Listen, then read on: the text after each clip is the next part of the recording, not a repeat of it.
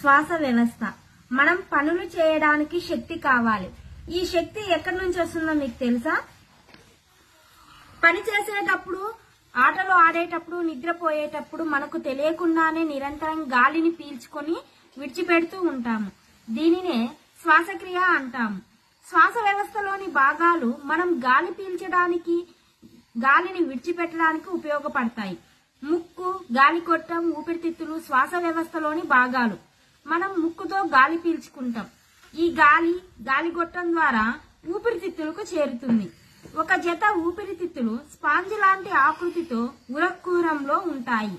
మనం పీల్చే గాలితో నింపబడి ఉంటాయి. మనం పీల్చే గాలిలో ఆక్సిజన్ ఉంటుంది. ఆక్సిజన్ కణంలోని ఆహార పదార్థాలను విచ్ఛిన్నం చేసి శక్తిని విడుదల చేయడంలో సహాయపడుతుంది.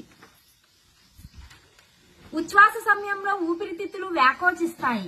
నిశ్వాస సమయంలో ఊపిరితిత్తులు సంకోచిస్తాయి. ఉచ్ఛ్వాస సమయంలో మనం పీల్చే గాలిలో ఆక్సిజన్ ఉంటుంది. ఆక్సిజన్ ఊపిరితిత్తుల్లోకి చేరి రక్తంతో కలిసి కణాలను చేరి శక్తిని విడుదల చేస్తుంది.